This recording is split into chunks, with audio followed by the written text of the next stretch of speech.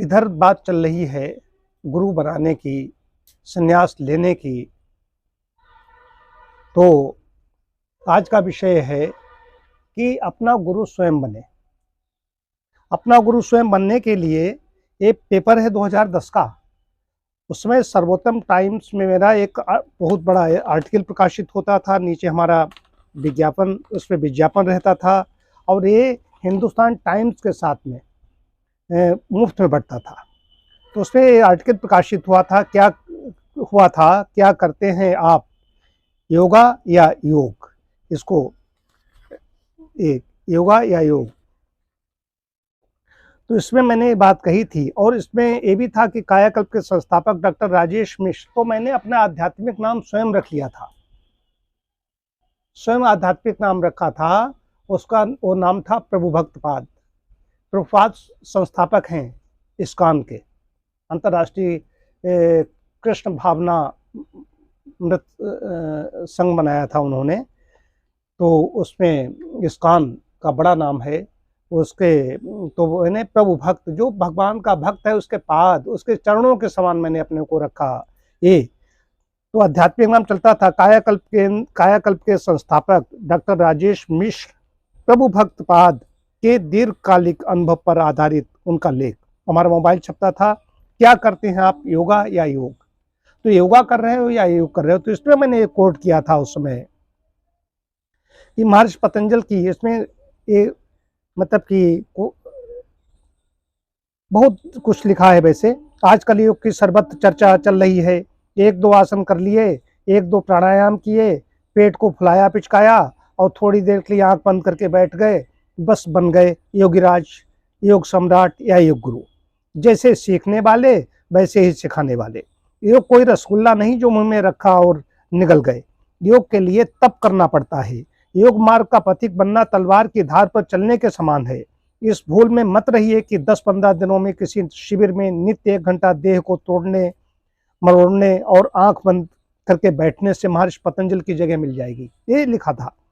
महर्षि पतंजल की योग साधना 8 पड़ावों से गुजरती है। वे है यम, नियम, आसन, प्राणायाम, प्रत्याहार, धारणा, ध्यान और समाधि। वर्तमान में यम नियम रहित योगा बन गया है। यम नियमों का पालन नहीं करते तो उसको कहते हैं योगा कर रहे हैं, सिर्फ योगिक व्यायाम कहना चाहिए, कर रहे हैं।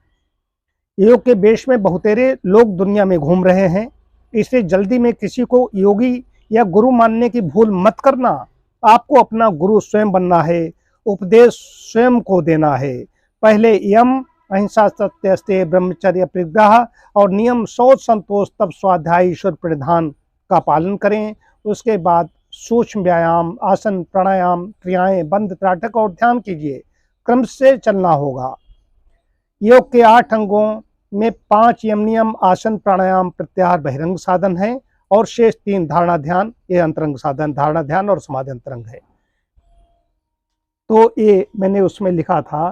तो बात यहाँ पर आ रही है कि प्रभु भक्त पाद, जिसको बाद में आप दिखा दीजिए, दिखा कि प्रभु भक्त पाद मैंने आध्यात्मिक नाम बहुत पहले रख लिया था कि मैंने कहा गुरु अपना बना है। कुछ लोगों ने हमसे पूछा है प्रभुपाद आप, तो उसके प्रभुपाद वही। हमने कहा नहीं, मैं प्रभुपाद नहीं।